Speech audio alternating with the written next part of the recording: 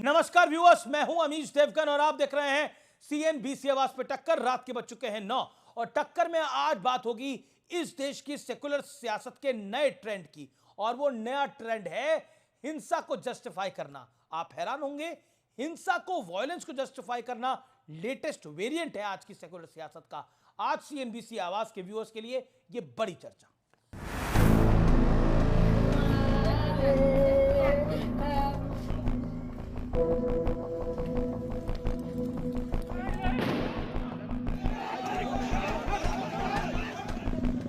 बंगाल में एक तरफ हिंसा का खेल चल रहा था। आरोप है कि टारगेट करके हिंदुओं के मकान, दुकान और धार्मिक स्थल को निशाना बनाया गया। लेकिन दूसरी तरफ एक सियासी खेल भी शुरू हो गया जिसमें हिंसा को जायज ठहराने की भरपूर कोशिश हुई। आप अगर किसी के मजहब पे जबरदस्ती हमला करेंगे, उसके नतीजे कुछ भी निकल सकते। मुर्शिदाबाद के अंदर भी एक रिएक्शन है। जुलूस के रूप में डीजे लगाकर मस्जिदों के सामने से निकलें, ये प्रशासन क्यों मंजूरी देता है? कि जिस दिन सरकार में आएंगे, 1 घंटे के अंदर इसको जो कानून बना करके लाए हो, हम इसको ठीक करने का काम कर रहे हैं।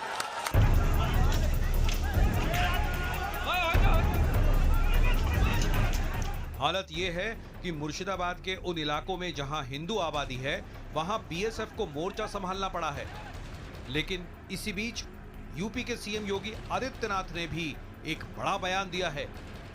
दंगाइयों को शांति दूत कहती है। अरे लातों के भूत बातों से कहां मानने वाले हैं? लेकिन सेकुलरिज्म के नाम पर इन लोगों ने दंगाइयों को दंगा करने की पूरी छूट दे रखी है। पश्चिम बंगाल हिंसा पर गृह मंत्रालय को केंद्रीय एजेंसियों ने जो शुरुआती रिपोर्ट दी है वो परेशान करने वाली है। सूत्रों के मुताबिक इस रिपोर्ट में कहा गया है कि मुर्शिदाबाद की हिंसा में बांग्लादेशी घुसपैठियों के शामिल होने की आशंका है। ये भी पता चला है कि कुछ स्थानीय नेताओं ने इनकी मदद भी की। अस्पताल में दर्ज हुआ है बहुत सारे घायल लोगों गोली से सामजरगा जी घटना के चलते, लेकिन पुलिस छुपा रहे हैं, कुछ कहते नहीं, सरकार पुलिस कुछ कहते नहीं।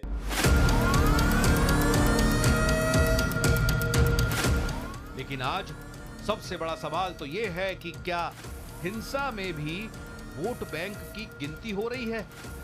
आज इसी पर होगी देश की सबसे बड़ी बहस। सेक्युलर सियासत में हिंसा जायज है? और अब वक्त है प्रसिद्ध विश्लेषण का। ये नजर डाल लेते हैं हिंसा को कवर फायर देने वाली सियासत का विश्लेषण। मैं 1984 के सिख दंगों की तरफ लेके जाना चाहता हूं। राजीव गांधी ने कहा था, स्वर्गीय राजीव गांधी ने, कोई बड़ा पेड़ गिरता है तो धरती हिलती है। और सैम पित्रोदा ने फिर कहा कि 1984 के बारे में अब क्या, 84 में जो हुआ तो हुआ। सैम पित्रोदा गांधी परिवार के एडवाइजर हैं। मुर्शिदाबाद हिंसा, राशिद अल्वी कांग्रेस के बड़े नेता, आप किसी के मजहब पर जबरदस्ती हमला करोगे तो रिएक्शन होगा। मदन मित्रा टीएमसी के क्या कहते हैं? केंद्र ने वक्फ कानून को जबरन लागू किया है, इस स्थिति के लिए केंद्र जिम्मेदार है। वक्फ तो पूरे देश में लागू हुआ है जनाब, लेकिन ऐसा हिंसा का नंगा नाच कहां हो रहा है? अब मैं कहता हूं महमूद मदनी जो जमियत उलेमा हिंद के हैं, संघर्ष खत्म नहीं होगा, जो भी कुर्बानियां देनी पड़ेगी हम देने के लिए तैयार हैं। आइए आते हैं अब श्रीलंका बांग्लादेश में जब हिंसा हुई थी तो सज्जन सिंह वर्मा कांग्रेस के मंत्री रहे हैं, सांसद रहे हैं। वो कहते हैं कि पीएम मोदी की गलत नीतियों के चलते जनता पीएम आवास में घुस जाएगी। ये सेकुलरिज्म का एक नया सियासी विश्लेषण है। आइए, और श्रीलंका और बांग्लादेश के बाद अब भारत का नंबर है, इन जनाब ने यह कहा था और पिछले साल की बात है।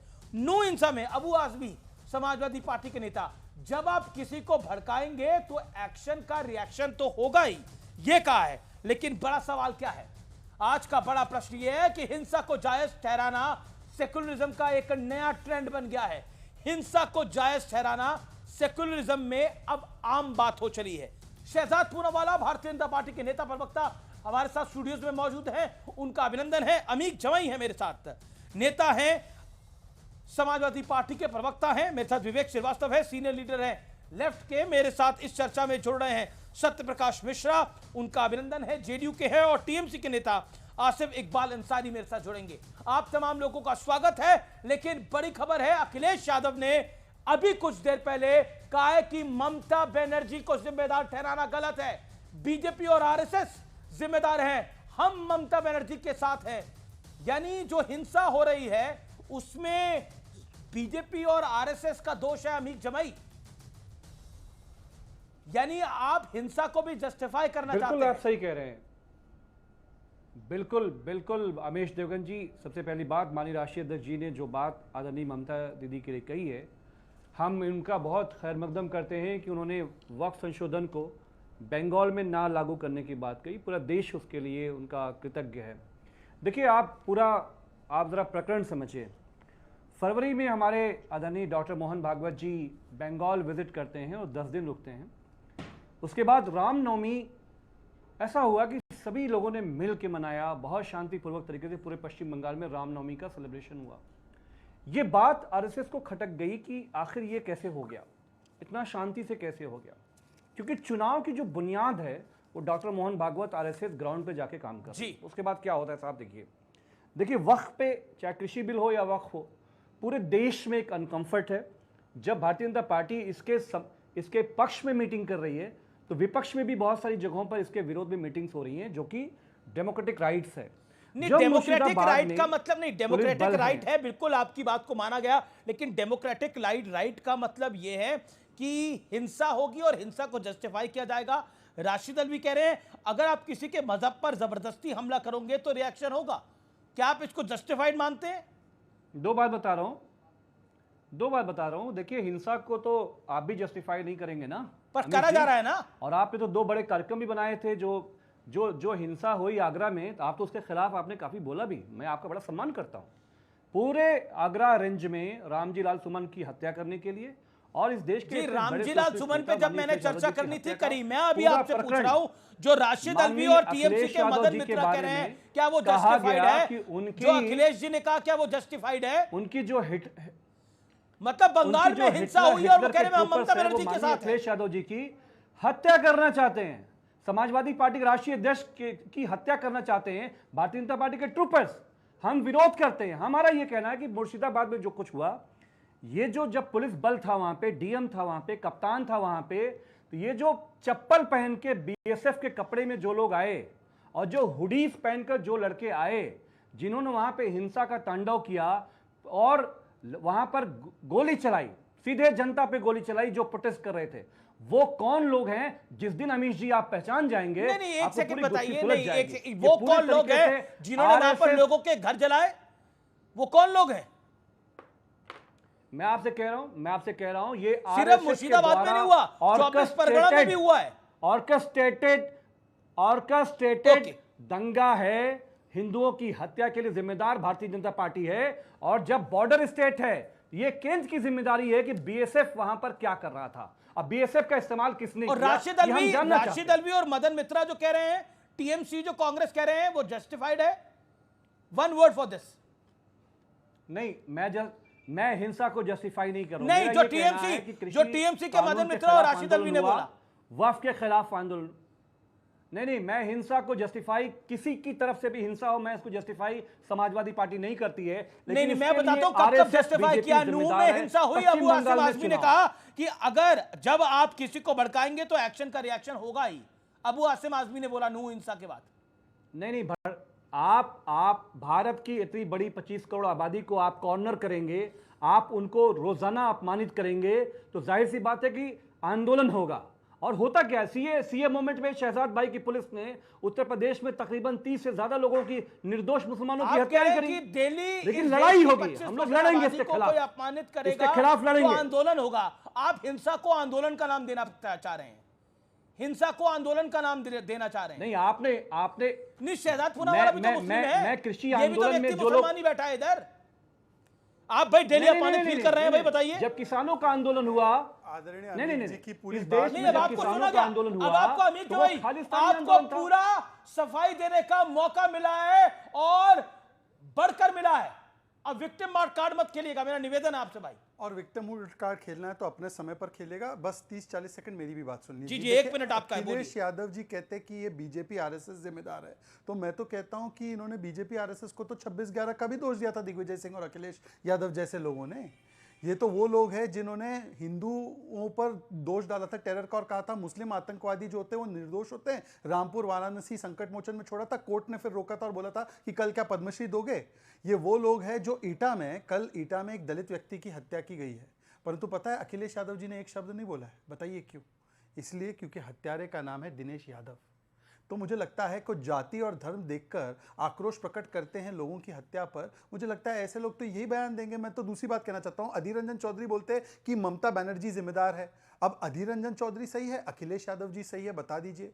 अधीर रंजन चौधरी बोलते हैं कि ममता बनर्जी के लोग कर रहे हैं, अखिलेश जी बोलते हैं बीजेपी आरएसएस। सरकार मान्यवर उनकी है, उनको बताना है कि किसको पकड़ा है, किसने किया है, परंतु वो छोड़ देते। एक्शन रिएक्शन की बात की अमित जमाई जी, एक्शन रिएक्शन की बात करेंगे ना तो बड़ी दूर तक जाएगी। गोधरा पहले आया था कि गुजरात दंगे? कश्मीर में जो 7 बार जेनोसाइड हुआ है हिंदुओं का, उनका तो कभी रिएक्शन नहीं देखा आपने। ये मानसिकता की बात है। आज देखिए, आज शुभ नव वर्ष है बंगाल में, परंतु हिंदुओं को क्या सहना पड़ रहा है? कश्मीर 2.0। हिंदू अपने ही घर में रेफ्यूजी बन गया है। 400 परिवारों का पलायन होता है, पानी में जहर मिलाया जाता है, चंदन दास के परिवार को काटा जाता है और ये पीडीए बोलने वाले एक शब्द नहीं बोलते। मैं सिर्फ इतना पूछना चाहता हूँ, क्या रिएक्शन है? फिराद हकीम, इनके साथ तो कुछ हुआ ही नहीं। मिस्टर यूसुफ पठान जो इंपोर्टेड है बंगाल में, वो चाय की चुस्की ले रहे, संडे का ब्रंच और लंच एंजॉय कर रहे थे डेरिक ओब्रायन। आज पता है स्टेटमेंट राशिद अल्वी का तो आया एक्शन रिएक्शन का, परंतु अलका लांबा ने बोला है, और ये महिला अध्यक्ष है, महिला कांग्रेस के अध्यक्ष, बोलती है ये हमारा मुद्दा नहीं है।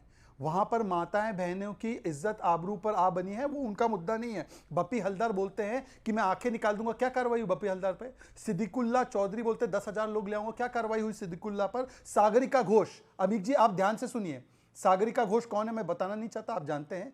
उन्होंने कहा कि बिहार के लोगों ने किया है।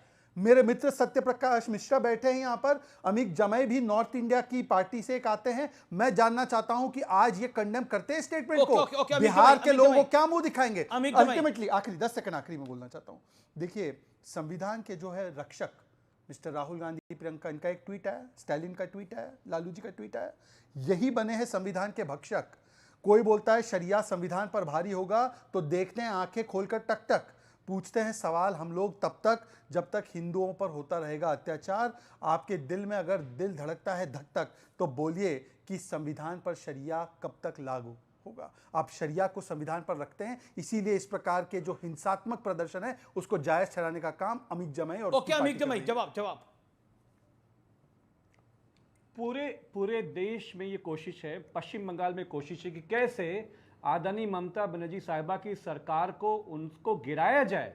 सिर्फ गिराने के लिए क्या उत्तर प्रदेश में ये जो गुजरात से लोग आते हैं, जो यहाँ दंगे प्लान्स करते हैं, इस चुनाव को इन्फ्लुएंस करने का काम दंगे प्लान करते हैं? बिहार से लोग नहीं आ सकते? गुजरात के लोग दंगे प्लान करते हैं, मैं सख्त आपत्ति करता हूं। जो ट्रूपर्स हैं, महात्मा गांधी गुजरात से थे, सरदार पटेल गुजरात से हैं। क्या बोल रहे हैं गुजरात के बारे में? एक बोलते हैं वेस्ट इंडिया से लड़ूंगा, ये दूसरे बोलते हैं गुजरात दंगा करता है, वो बोलते हैं बिहारी आकर दंगा करता है। ऑब्जेक्शनेबल है। नहीं, मैं ऑब्जेक्शन ले रहा हूं। ये समाजवादी का ऑफिशियल स्टैंड है क्या?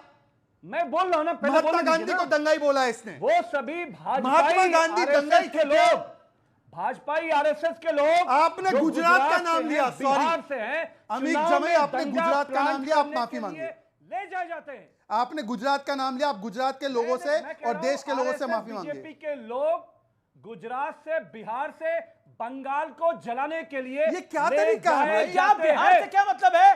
मतलब आप कह रहे हैं कि बिहार के लोग आके गुजरात बंगाल को जला रहे हैं? ओके, सत्यप्रकाश मिश्रा आप जेडीयू के हैं और बिहार से आते हैं। सत्यप्रकाश मिश्रा, इनका ये अमित जमाई नहीं, पहले टीएमसी के एक मेंबर ऑफ पार्लियामेंट और अब समाजवादी पार्टी के एक लर्नेड प्रवक्ता बात ही कह रहे हैं। टीएमसी और समाजवादी पार्टी के कुछ नेताओं का दिमाग फिर गया है। मुझे तो अब लगने लगा है कि इनको बामियान में जो बुद्ध की मूर्ति तोड़ी थी ना, उसमें भी आरएसएस, भाजपा और बिहारी दिखेगा। बर्मा में जो रोहिंग्या और वर्सेस वहां बुद्धिज्म की लड़ाई हुई थी, उसमें भी इनको बिहारी और गुजराती और दिखेगा कि वो लोग थे आरएसएस भाजपा के। इनका दिमाग बुद्धि पूरी तरफ फिर गया है। नहीं, ये आरएसएस भाजपा की बात नहीं है, ये बिहारी और गुजराती की बात है। मर चुका है, इनका जमीर जिंदा ही नहीं है। एक बंगाल जहां मुर्शिदाबाद ऐतिहासिक जगह है आजादी के समय से आज तक का, वहां एक आग लगी है तो बुझाई जाए, अंगुली ना उठाई जाए इस तरह कि बिहार पर अंगुली उठाई। इसका जवाब मिलेगा अमित चमाई और सागरिका घोष को भी जवाब मिलेगा। मैं इनको बुद्धिहीन, विवेकहीन और पूरी तरह से सिर फिरा हुआ राजनीतिज्ञ पार्टी और राजनेता मानता हूं। आज अगर एक शब्द हमारे खिलाफ बोला, बिहार बंगाल कभी एक था, हम सांस्कृतिक विरासत साझा करते हैं और बिहार हमेशा देश के हर हिस्से में शांति और सौहार्द का पैगाम देता है। बुद्ध हमारी धरती से है, महावीर हमारी धरती से, एक शब्द नहीं सुनेंगे आपका अमित जमाई।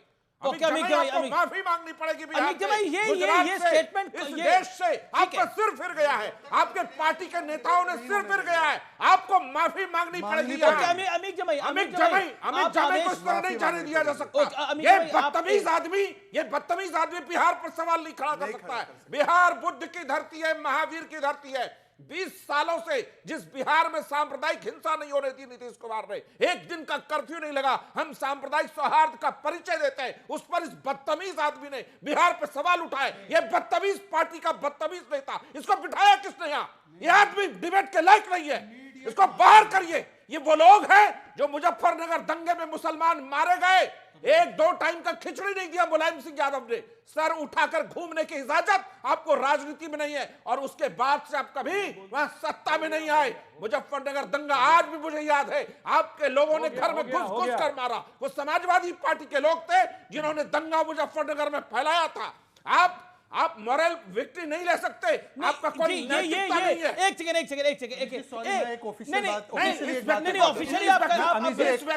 ऑफिशियली बात रखना चाहता हूं। अमित जी, आप 10 सेकंड, ठीक है, 10 सेकंड। अमित जी, आप अपने शो के टेप को रिवाइंड कीजिए। अगर ये बीजेपी आरएसएस को गाली देते हैं, हमको कोई प्रॉब्लम नहीं। इन्होंने गुजरात और बिहार दोनों का नाम लिया। मैं चाहता हूं या तो प्रमाण पेश करें कि गुजरात और बिहार के कितने लोग अरेस्ट हुए। क्या सुनिए, अन्यथा अमित जी जब तक डिबेट में बिहार, गुजरात और देश से माफी नहीं मांगेंगे, हम इनका बहिष्कार करेंगे। ये बहिष्कार करते हैं, हम डिबेट में बहिष्कार करते हैं, सिर्फ फिर आदमी के साथ डिबेट नहीं करेंगे हम। अमित जमाई, ये अमित जी, ये शहजाद पूनावाला और जेडीयू, ये आरएसएस मुक्त भारत की बात करते थे। इससे कोई मतलब नहीं बनता। आप बिहार और गुजरात का बताइए। 50 सेकंड दीजिए, मेरे निवेदन 50 सेकंड थे। ये इसका क्या मतलब है? बिहार गुजरात का प्रमाण दीजिए।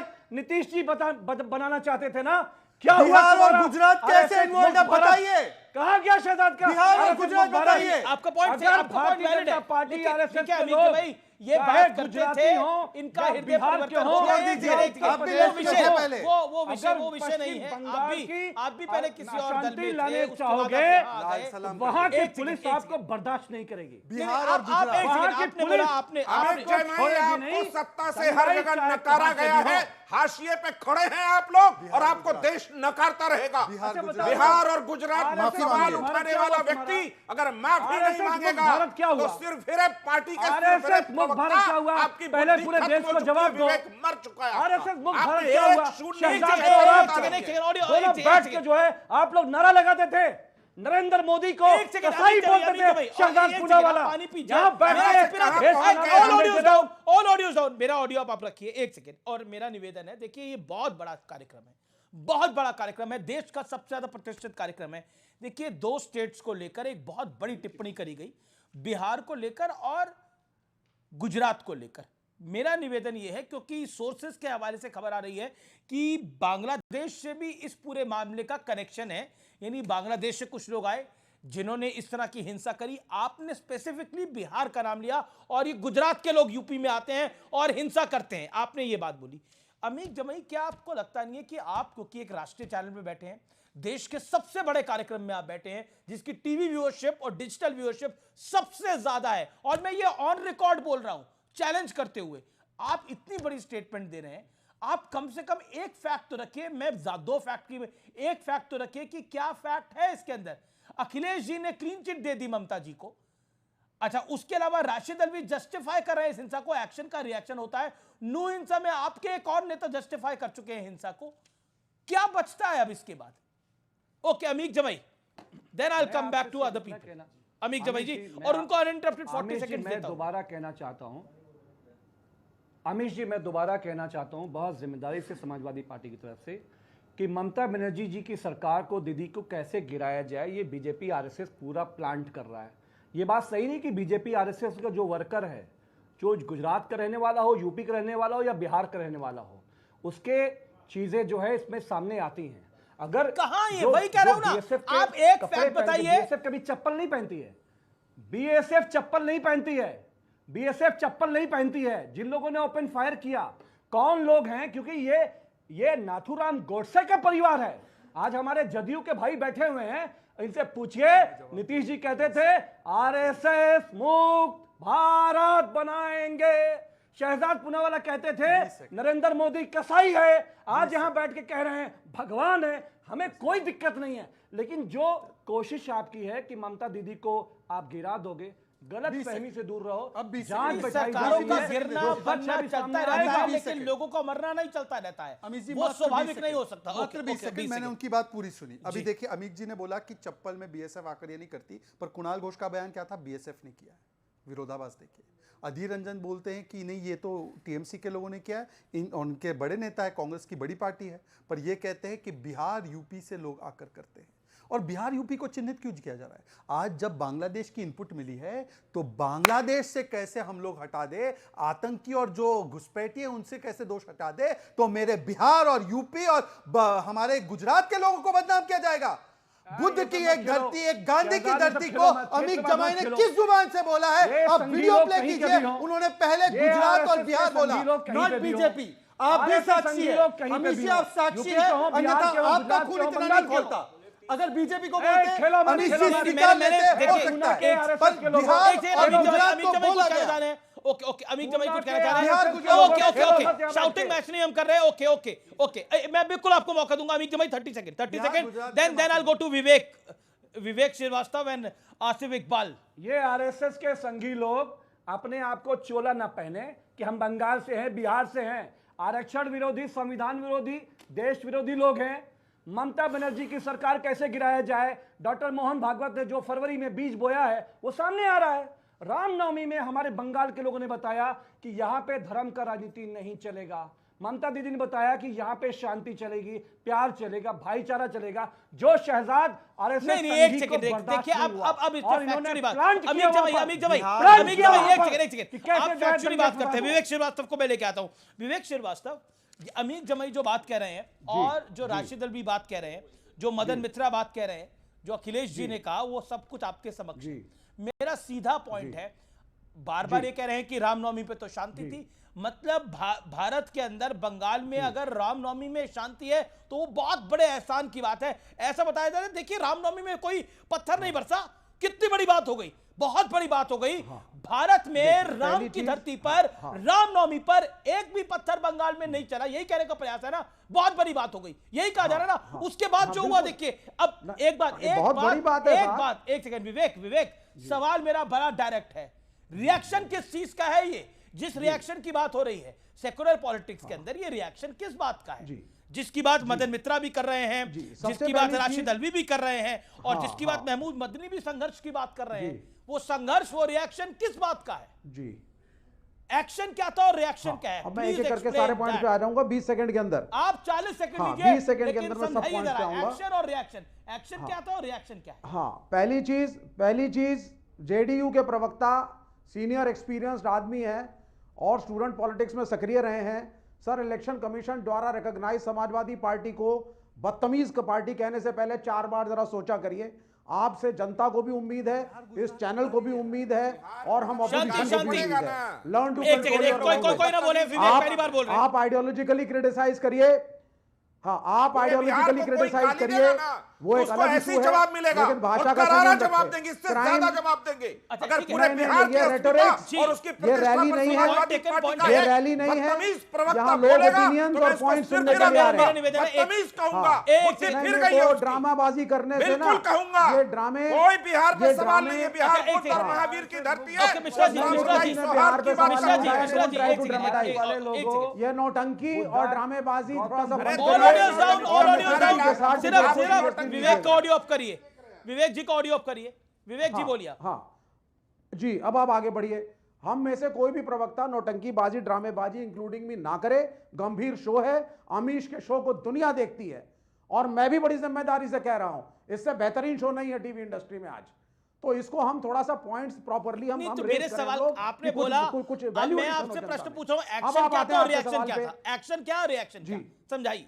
हाँ, अब आप सुन लीजिए सर, एक्शन और रिएक्शन। सबसे पहली चीज, 155 करोड़ के देश में 23 करोड़ लेकर के नरेंद्र मोदी जी ने सरकार बनाई है और आपकी एक मेजॉरिटी है लोकसभा राज्यसभा में, आप एक बिल पास करते हैं। मेरा कॉन्स्टिट्यूशन मुझको राइट देता है as a right thinking Hindu और एन एथिस्ट और अ मुस्लिम कि मैं उस बिल के खिलाफ प्रोटेस्ट करूं। पहले बोर्ड क्लब पे करते थे, फिर जंतर मंतर हमें जगह दी गई है, हम ये कर सकते हैं, हमारा अधिकार है। ये हो गई पहली बात।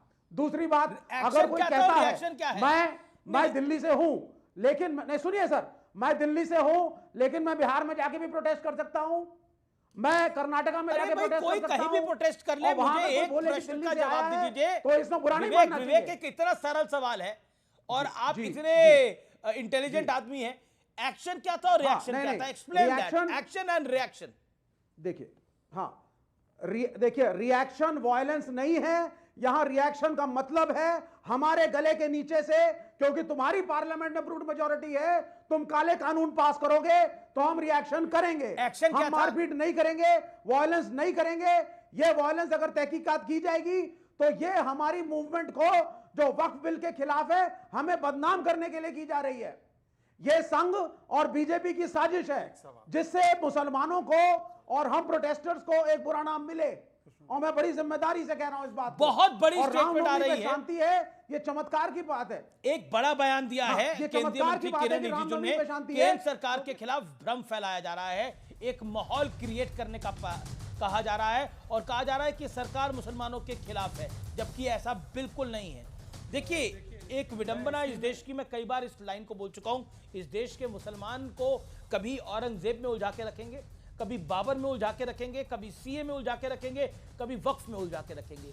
उसकी पढ़ाई की बात नहीं करेंगे, उसकी तकलीफ की बात नहीं करेंगे, उसके दुखों की बात नहीं करेंगे। सबसे बड़ी विडंबना है इस देश।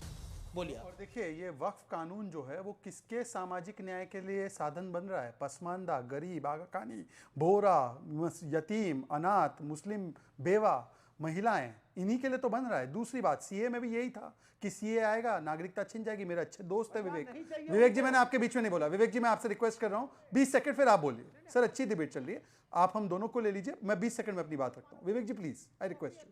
विवेक जी, आपने बोला कि ये देखिए, ये RSS BJP. Sir please 1 second. अच्छा, एक एक करके विवेक आपको मैंने पूरा मौका दिया। विवेक जी, रिक्वेस्ट यू। अभी आपने बोला कि प्रदर्शन का अधिकार होना चाहिए, प्रदर्शन करने का अधिकार होना चाहिए, हमारे मूवमेंट को बदनाम किया जा रहा है। क्या बापी हलदर आंखी निकालने की बात करते हैं, ये प्रदर्शन को सपोर्ट कर रहे हैं या ये प्रदर्शन के उसूलों के खिलाफ है? जब सिद्दीकुल्ला बोलते हैं कि मैं कोलकाता जाम कर दूंगा, जब रहमान, इनके हमीदुल रहमान बोलते हैं कि भारत को ऑक्यूपाई कर दो, ये पीसफुल प्रोटेस्ट है, ये अराजक प्रोटेस्ट है? और आखिरी बात विवेक जी, मैं सिर्फ आपसे पूछना चाहता हूँ यक्ष प्रश्न। लेफ्ट ने बोला है कि बंगाल में स्थितियां ठीक नहीं है, अधीर रंजन ने भी बोला है। अभी ये अमीक जमाई जो बिहार गुजरात को दोष दे रहे थे, बोल रहे हैं कि ये सरकार को साजिशन गिराना चाहते हैं। क्या आप मानते हैं कि ममता बनर्जी की खामियां दिखाकर कांग्रेस सरकार गिराना चाहती है, लेफ्ट सरकार गिराना चाहती है? हाँ, बिल्कुल, हाँ बिल्कुल। अब आप सुन लीजिए, पहले आइडियोलॉजिकली लेफ्ट पार्टीज का बड़ा क्लियर स्टैंड है, हम देश में कहीं भी प्रेसिडेंट्स रूल के खिलाफ हैं, including Bengal. Point number 1। Point number 2, हम ममता बनर्जी टीएमसी के खिलाफ हैं, उनकी रिस्पॉन्सिबिलिटी है लॉ एंड ऑर्डर को मेंटेन करना। हमने उनसे अपील भी करी है, लिखा भी है। लॉ एंड ऑर्डर खराब है कि नहीं है? जो रिस्पॉन्सिबल हैं, लॉ एंड ऑर्डर खराब है, हाँ या ना? के लोग और भाजपा एक्यूज कर रहे हैं, जेल में डालो। लॉ एंड ऑर्डर खराब है, हाँ या ना? हाँ, लॉ एंड ऑर्डर खराब है ना? हिंदू टारगेटेड है ना भाई? अगर लोग दास परिवार को मारा ना, की रिस्पॉन्सिबिलिटी है, लेकिन your organisation is also responsible ना। रामनवमी शांति से चली गई, हमें तो इत्मीनान है, वरना आप लोग तो पता नहीं क्या कराते। ये हिंदू मुसलमान मिलता तुम्हारी मतलब बंगाल में दीदी इनकॉम्पिटेंट है? नहीं, एक सेकंड, दीदी इनकॉम्पिटेंट है। बंगाल में इत्मीनान किस बात का है? हिंदुओं को उनके घरों से निकाला गया, उसका इत्मीनान मिला रहे हैं बात का है? नहीं, एक सेकंड, क्या बोला अभी आपने? हमें इत्मीनान किस बात का है? बंगाल में हिंदू अपने घर से निकाले जा रहे हैं, मुर्शिदाबाद में आप इत्मीनान में हैं? नहीं, कोई हिंदू नहीं निकाले जा रहे हैं। ये धर्म की राजनीति है ही नहीं, इसमें कोई धर्मवाद नहीं इन्वॉल्व है। और इसको धर्म के रंग से ना देखा जाए।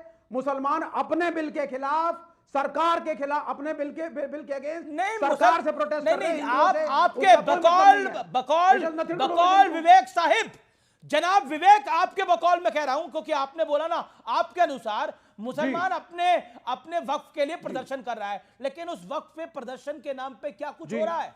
वक्फ के प्रदर्शन के नाम पर जो कुछ हुआ है मुर्शिदाबाद में, उसको आप भी जस्टिफाई कर रहे हैं, गलत रंग से दिखाने के लिए ये साजिश की जा रही है, लेकर जस्टिफाई कर रहे हैं। मुसलमान हिंदुओं के खिलाफ नहीं है, मुसलमान बिल के खिलाफ है, सरकार के बिल के खिलाफ है।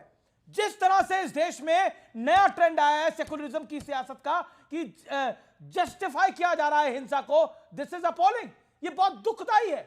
मतलब हम हिंसा को जस्टिफाई करेंगे, कोई किसी को मार रहा है उसको जस्टिफाई करा जाएगा, और क्या है? आपने बोला इत्मीनान है कि बीजेपी नहीं है, इत्मीनान है कि वहां पर बीजेपी नहीं है, और आप कह रहे हैं कि मुसलमान वहां पे अपना प्रदर्शन कर रहा है और उसको विरोध का हक है। आगे हक होगा, बिल्कुल विरोध का होगा, मारने का किसने नहीं दिया किसी को। हाँ, नहीं, हम नहीं कह रहे भाई, ये अगर आप ये कह रहे हैं कि वक्फ बिल मुसलमानों और हिंदुओं में एक लड़ाई है देश में, तो ये गलत नैरेटिव है। लड़ाई इस वक्फ बिल के खिलाफ सरकार से है मुसलमानों की, कि बिल को वापस लो। जी 10 सेकंड चाहता हूं मैं आपसे, 10 सेकंड।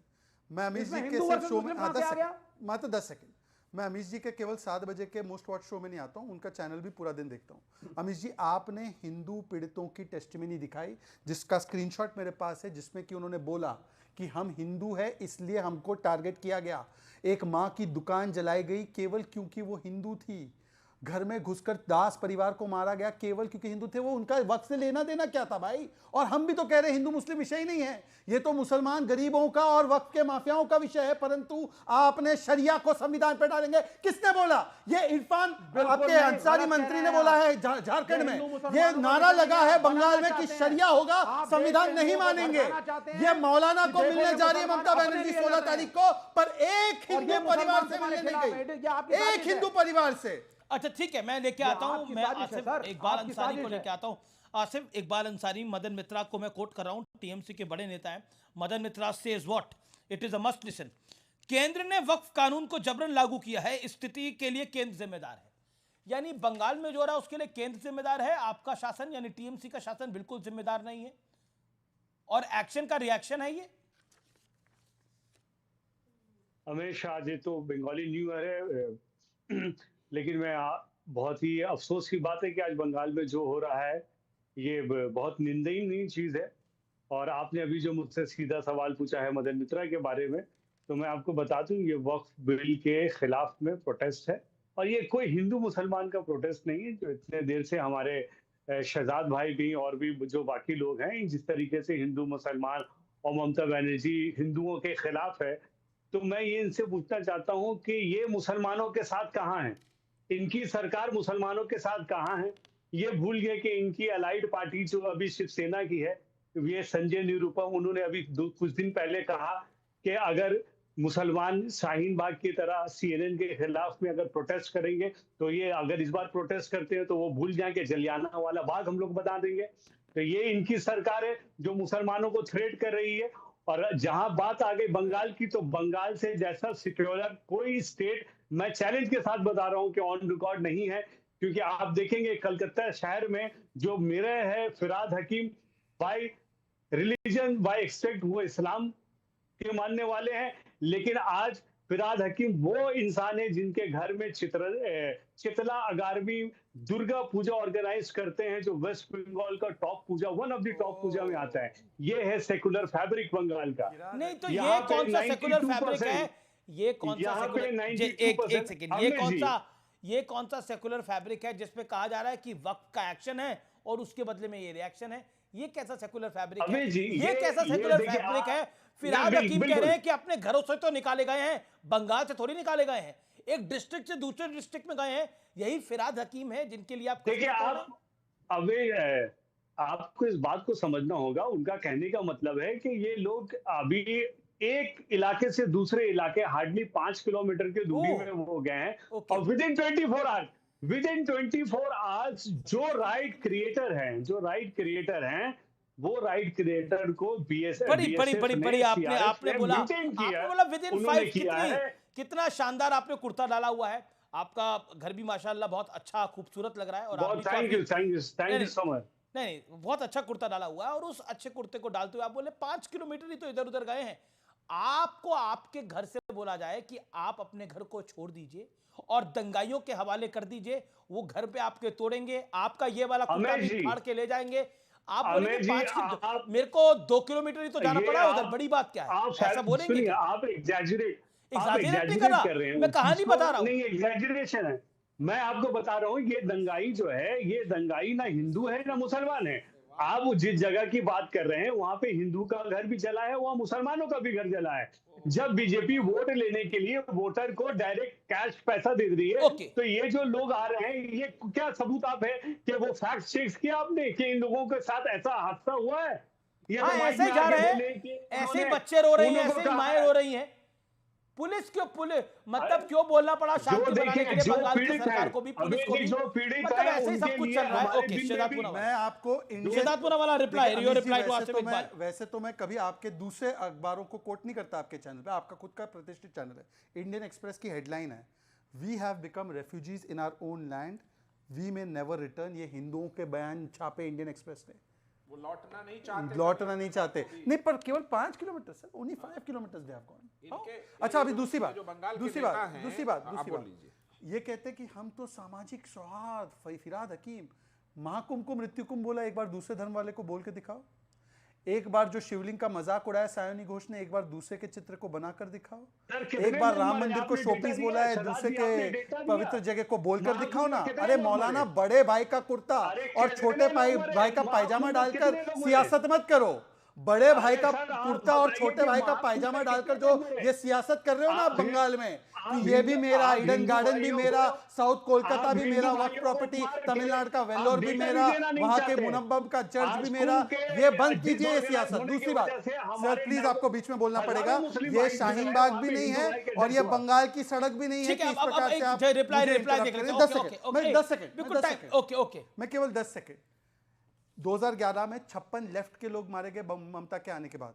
2013 में 142, 2018 में पंचायती पोल्स में 34% सीट अनकंटेस्टेड, 2021 में हाई कोर्ट को बोलना पड़ा rule of law of the ruler, 2022 में बीरभूम वायलेंस, पंचायती वायलेंस 2023 में। ये सारे वायलेंस, हर त्योहार हिंदुओं का, उसमें हिंसा होती है और हिंदुओं पर दोष डाला जाता है और दंगाइयों को बचाया जाता है। ये नहीं हुआ। ठीक है, जवाब ले लेते हैं, जवाब ले लेते हैं। ओके, शहजाद साहब, मैं आपको जवाब देना चाहता हूं। ये बहुत ही अफसोस की बात है, ये बहुत ही अफसोस की बात है जो नैरेटिव आप लोग सेट करते हैं। यहाँ पे बीजेपी आपने हिंदू सनातन धर्म को हाईजैक कर लिया है, ये नैरेटिव सेट करने के लिए इंडिया में कि बीजेपी हिंदू, ये आपने हाईजैक किया है। उन मानसिक, जो कमजोर मानसिक के जो हिंदू लोग हैं हमारे भाई, उनको आपने हाईजैक किया है कि बीजेपी हिंदू की पार्टी है। यहाँ पे हिंदू नेता कहता है, अपने आप को बीजेपी नेता कहते हुए, कि मैं सनातन धर्म मानता हूं, मैं रामनवमी में 2 करोड़ लोगों को लेकर आऊंगा। तो क्या आप जब यहाँ पे आते तो हिंदू ने, जब हिंदू की राम ये चल रही थी, आपका मेला चल रहा था रामनवमी का, वहां पे मुसलमान भाई पानी और फूल बरसा रहे थे उनके साथ। ये है मानसिकता कि जब आप हाईजैक करते हैं आइडियोलॉजिकली किसी पार्टी को। बड़ी खबर आ रही है नेशनल हेराल्ड को लेकर, सोनिया गांधी और राहुल गांधी का नाम आ गया है चार्जशीट के अंदर। ये बहुत बड़ी ब्रेकिंग स्टोरी है और कांग्रेस ने इस पर रिएक्ट कराया कि बदले की भावना से राजनीति हो रही है। मैं रुक करता हूं इस पे अमीक जमाई का। अमीक जमाई, ये जो चार्जशीट में नाम आया है, इस पर आप क्या कहना चाहते हैं? देखिए, ये पूरे तरीके से कोशिश है हमारा। देखिए, समाजवादियों का, अमीश भाई आप जानते हैं कि एक ज़माने से कांग्रेस का हमेशा यूनिटी एंड स्ट्रगल का रिश्ता रहा है, लेकिन जो कांग्रेस की जो फैमिली है, राहुल जी की जो फैमिली है, ये वो लोग हैं जिन्होंने अपनी परिवारों की, मतलब इन लोगों के पास अगर आप ढूंढिए घर कहाँ पे है तो शायद आपको उनका कोई परमानेंट घर नहीं मिलेगा। ये वो लोग हैं जिन्होंने देश को हमेशा दिया है। लेकिन नरेंद्र मोदी जी, गृह मंत्री अमित शाह जी बेतहाशा नफरत अगर किसी से करते हैं भारत में, तो राहुल जी और अखिलेश जी ये लोग नंबर 2 पे लोग हैं।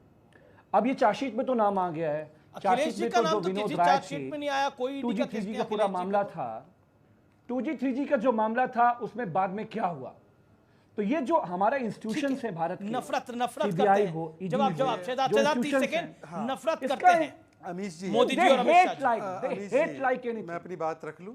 Hate अमीश जी, like anything. अमीश जी, जब माननीय मुलायम सिंह जी उपस्थित थे हमारे बीच में, उन्होंने एक बाकायदा इंटरव्यू करके शायद आप ही को दिया था कि कांग्रेस ने मेरे खिलाफ सीबीआई मिसयूज किया है और सीबीआई का केस खोला है, जबकि मेरा कोई डिस्प्रोपोर्शनेट एसेट्स केस नहीं है। ये कोट अनकोट मुलायम सिंह जी का बयान है। दूसरी बात, ये केस कैसे शुरू हुआ Amish ji? You have covered this case more than anybody else. 2012 court order, neither BJP government was there, Subramanian Swamy approaches court, वहां से कोर्ट का ऑर्डर आता है, ये हाई कोर्ट जाते हैं, सुप्रीम कोर्ट जाते हैं, नो रिलीफ, और 5000 करोड़ की संपत्ति जनता की अपने जेब में डालनी है। वक्फ जैसे अतिक्रमण करता है वैसे कोई प्रॉपर्टी अच्छी लगे बंगाल में, आपका कर्नाटका में, उसको अतिक्रमण करना है, जनता का माल जेब में डाल, और फिर कार्रवाई हो तो अत्याचार खेलेंगे विक्टिमहुड कार्ड। भ्रष्टाचार नहीं बनेगा शिष्टाचार। लूटा है तो लौटाना पड़ेगा, मेहुल चोकसी हो या ये राहुल गांधी। जी ओके अमित भाई, 1 सेकंड, अमित भाई 10 सेकंड। शहजाद मैं समझता हूं प्रवक्ता ना बन पाने का जो गुस्सा है आपके अंदर, मैं जिंदगी भर उसकी कदर करता रहूंगा जो आपके अंदर जो रिएक्शन है। बात सिर्फ इतनी है कि ईडी की जो कार्रवाई है राहुल जी पर और सोनिया जी पर, बेशक हमने कहा कि हमारा समाजवादियों का यूनिटी और स्ट्रगल का रिश्ता रहा है, लेकिन आज जो हो रहा है उनके साथ ये पूरे अच्छा, मुलायम सिंह जी ने जो बोला सही था गलत? ओके, यूनिटी और स्ट्रगल का रिश्ता रहा है, ठीक है। एक योगी आदित्यनाथ ने बात बोली है कि लातों के भूत बातों से नहीं मानते हैं। ओके, सत्यप्रकाश मिश्रा, योगी जी की उस बात से पहले एक बात थोड़ा एक्सप्लोर करना चाहता हूं कि वक्फ संशोधन बिल पास होने के बाद देश का एक टूल किट बना। उस टूल किट के हिस्से हैं सागरिका घोष हैं, ओवैसी साहब हैं, ममता बनर्जी है, समाजवादी पार्टी है, क्योंकि इनको अब यह लग गया है कि जो पिछड़ा मुस्लिम समाज है वो वक्फ संशोधन के समर्थन में सड़कों पर और सोशल मीडिया में लगातार अपनी राय दे रहा है कि जो वक्फ की जमीनें डोनेट उनके लाभ के लिए की गई थी, उस पर किसी ने होटल बना लिया, किसी ने सिनेमा हॉल बना लिया, वो नकाब और उतरेगा। क्यों? क्योंकि इनके जो अमीर जमई साहब हैं, इनके कौन लगते थे, आजम खान साहब की 90 बीघा जमीन 1 रुपए में ले ली वक्फ बोर्ड की। ये जो फूफागिरी चला रहे थे ना आप समाजवादी पार्टी, जी मुझे ब्रेक के लिए रुकना पड़ेगा। वक्त एक ब्रेक का है, लेकिन ब्रेक के उस पार टक्कर में एक बड़ी खबर।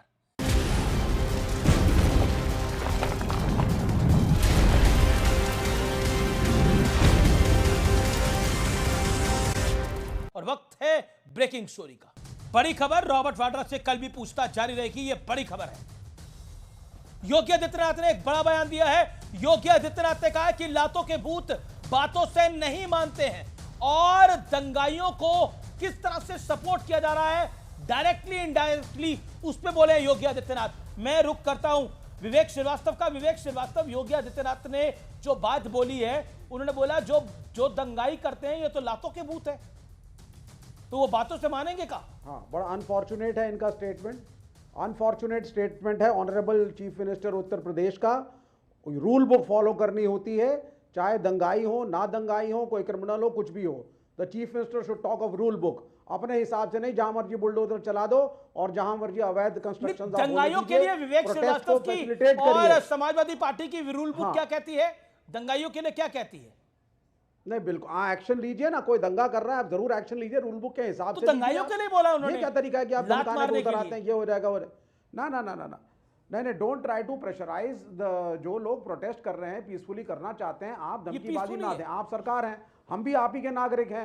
अगर हम आपके नागरिक हैं, बंगाल के संदर्भ में बोला, करिए हमको। योगी आदित्यनाथ ने बंगाल के संदर्भ में बोला, उन्होंने बोला लातों के भूत बातों से कहां मानने वाले हैं, लेकिन सेकुलरिज्म के नाम पर इन लोगों ने दंगाइयों को दंगा करने की पूरी छूट दे रखी है।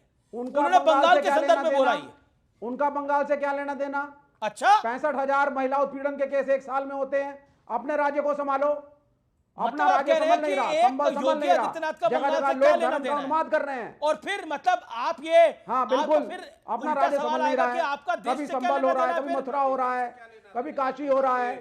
बिहार पे जो इन्होंने आपत्तिजनक टिप्पणी की है, इनका बिहार से क्या लेने देना? अमिश जी एक बात समझिए, देश कोई टिप्पणी नहीं करी, मैं दिल्ली से हूं, और मैं दिल्ली से हूं, मैं बिहार में जाकर के वक्त के प्रोटेस्टर के साथ बैठ के धरने पे प्रोटेस्ट करूंगा।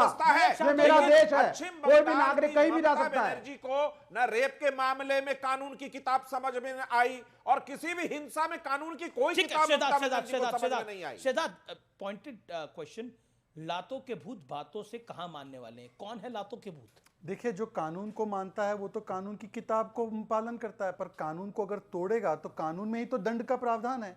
दंड क्या होगा? तो दंड बोलने की लहजे में तो लात होगी, परंतु लातों से इनको तकलीफ है। सुनिए, बाला साहब ठाकरे जी ने एक बार बोला था, उनको पूछा गया था कि क्या आपका इसमें हाथ था? नहीं, मेरा लात था। तो क्या बाला साहब ठाकरे जी जब लात मतलब कि कोई दंड करता है, योगी जी का बंगाल में क्या काम? नहीं, बंगाल में तो फिर अरे भाई साहब, ऐसा है कि योगी जी का बंगाल में कोई काम नहीं है, कोई काम नहीं, आपका सिर्फ डपली बजाते ही।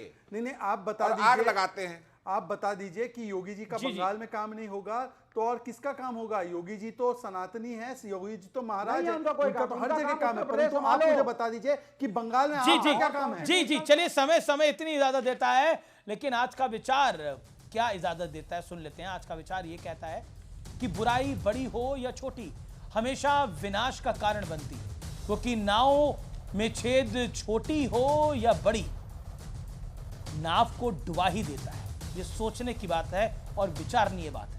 तो फिलहाल सीएनबीसी आवाज की टक्कर के आज के एडिशन को यहीं समाप्त करते हैं। आपको यह कार्यक्रम कैसा लगा जरूर हमें लिखिए। फिलहाल सीएनबीसी आवाज की टक्कर में इतना ही। आपको मेरा नमस्कार, गुड नाइट, टेक केयर।